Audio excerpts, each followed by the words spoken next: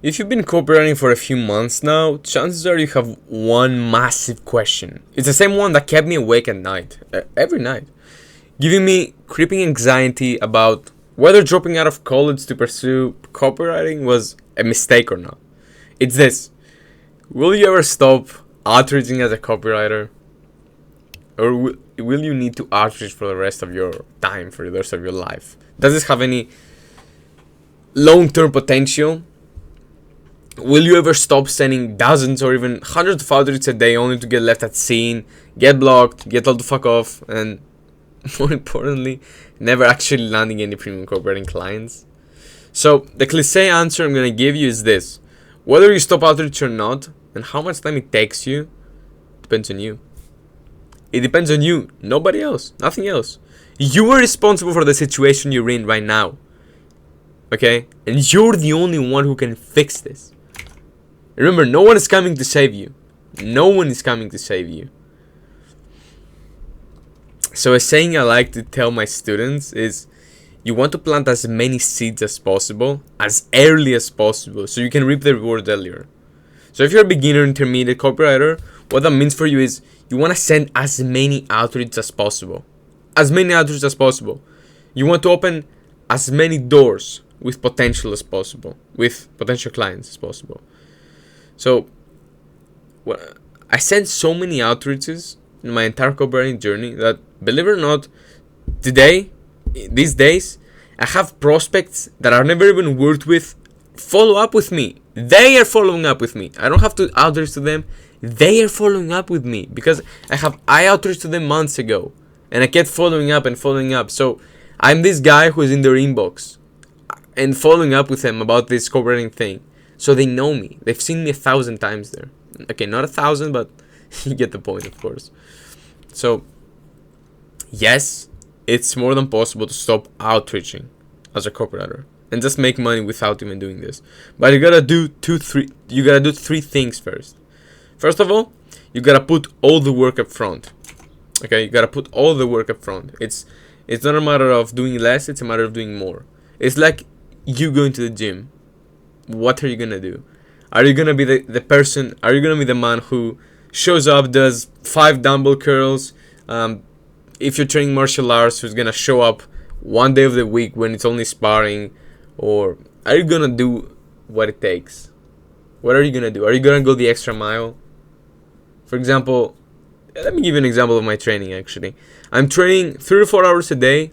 I'm running 10 kilometers a day, and followed up by 1 to 2 hours of training.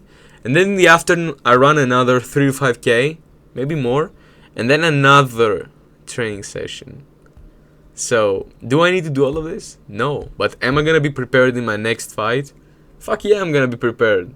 And that's what the same mindset you want to have with copywriting. You don't want to be the person who's just doing, okay, I send 10 outreaches today. 10 outreaches today. It's more than enough. I've heard on YouTube that if you just hit your daily KPIs, then it's more than enough for me to land clients. Isn't that what you've been told? Isn't that what you've been told? That's what I was told. So if you send 10 outreach a day, it's more than enough. I mean, yeah, if it's the right outreach, the highest conversion ones that I use, the free value ones, then okay, you can't send anymore, even if you wanted to. They're very hard to send. But they're very effective. And that's what all of my students inside the mentorship are doing. And that's why they're landing 7-8-figure clients, 4-figure deals. And yeah. So that's the first thing you want to do. Put all the work up front. Then the second is create a client squeezing machine. So what does that mean? Have premium prospects that you can keep scaling and upselling all the time. So just land. To do this part, you gotta land 1, maybe more clients, and then you're gonna keep squeezing them. You're gonna keep upselling them to new stuff. Let's say they hire you to send some emails for them. Then once you finish those emails, you're either gonna upsell to some more emails or something else, some landing page, some social media copy, or whatever. You get the point. You're gonna keep squeezing the money out of the clients. Okay, simple. And then you want to create a referral engine. You gotta over deliver so much for those clients that they want to refer you to all of their other 7-8 figure coaches / friends. And then repeat the process with those clients too. Okay, find a client, squeeze the most money for them, and then once you squeeze a lot of money for them, you produce great results, you ask them for referrals. Hey, like, do you have any other coaches in your network who might benefit from what I offer? This is how I would frame this. But you gotta provide crazy results for them. If you don't, it's not gonna work.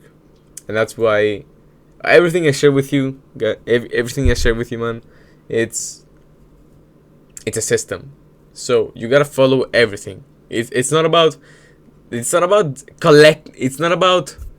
choosing. It's not about choosing what you're gonna follow. You can't half follow advice.